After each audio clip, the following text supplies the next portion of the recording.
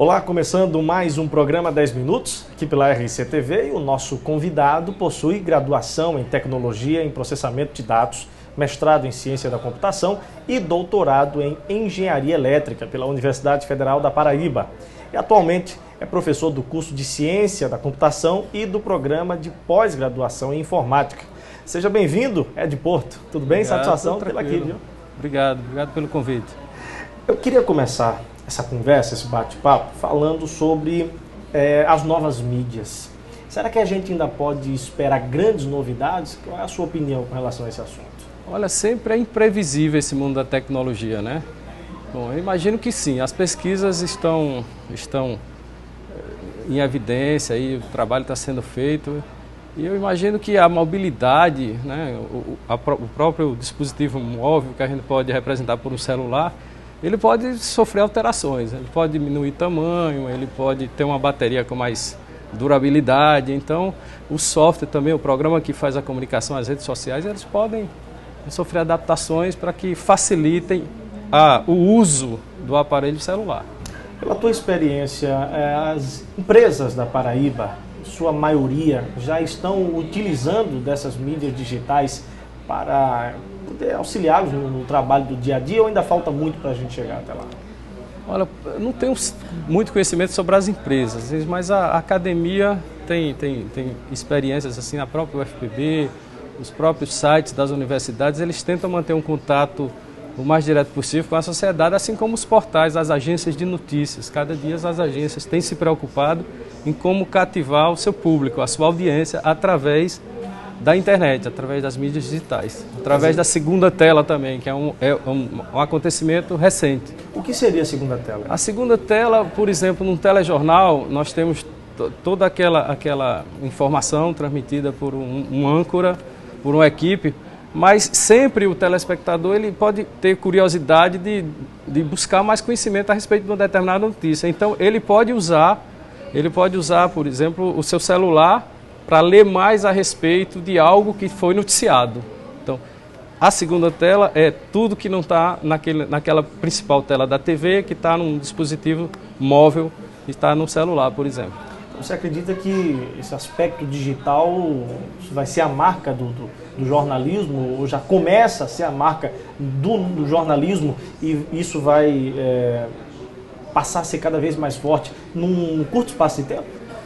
Eu acredito que sim, num curto espaço de tempo. Não sei porque isso depende de fabricante, depende de governo, depende de uma série de iniciativas para que se decida a respeito da interatividade. Mas, fatalmente, a interatividade existente hoje, por conta dos dispositivos móveis e das redes sociais, ela vai para a TV. Né? O telespectador, a geração dita Y, essa turma nova que interage com a TV, ela vai querer a aplicação via TV digital interativa, ela vai querer interagir, ela vai querer participar, ela vai querer opinar, ela vai querer, como a internet, como as redes sociais fazem, ela vai querer contribuir com a notícia, com a matéria, com algo. Ela é co-participante, ela é consumidora e ela é produtora de conteúdo digital também. Tem algumas coisas que vem me chamando a atenção nesses últimos tempos, dentre eles uma coisa chamada banco de dados temporal. O que é isso? Para que serve? Conta um pouco para a gente. O banco de dados temporal, eu estudei isso há um certo tempo atrás, mas ainda tenho acompanhado um pouco. É o seguinte, a gente precisa guardar dados sobre o tempo, e hoje em dia os sistemas de computadores eles só guardam dados exatos. Por exemplo, se eu quiser saber a data do seu aniversário, eu tenho que saber dia, mês, ano, geralmente, né? Então, eu poderia guardar no meu banco de dados apenas o ano que você nasceu, mesmo que eu não saiba o dia e o mês. Vai ser útil para mim alguma determinada consulta que eu fizer, se eu precisar apenas saber do ano que você nasceu, isso vai ser útil. Se eu precisar do mês, não vai ser. Então, eu preciso guardar algum tipo de dado a respeito de tempo, mas que seja incompleto. Isso já vem sendo muito utilizado hoje em dia? Não, ainda não. Pelos os sistemas gerenciadores de banco de dados que eu tenho acompanhado, os fabricantes ainda não embutiram essa funcionalidade.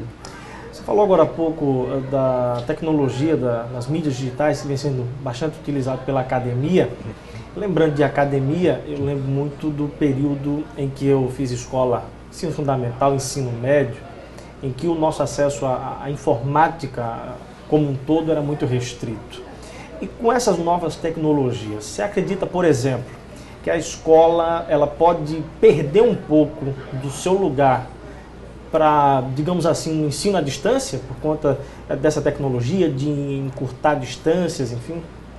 Eu imagino que a gente pode dividir a questão em duas, né? O ensino à distância é algo que tem crescido no mundo, né? Porque as pessoas carecem de conhecimento e há uma limitação de espaço físico, de construção de escolas e etc., de contratação de professores, de confecção de material didático e tal, que o ensino à distância supre.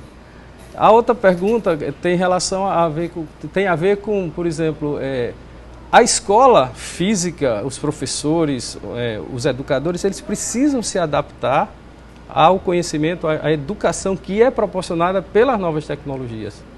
Então, a construção de softwares educativos, a forma de educar as várias faixas etárias, desde o ensino básico até o ensino superior, isso é uma carência muito grande, por exemplo, da engenharia de software, construir programas de computador para auxiliarem os educadores na transmissão de conhecimento. E essa geração, ela tem muito, a geração que tem surgido, a geração Y, ela tem muita habilidade com isso.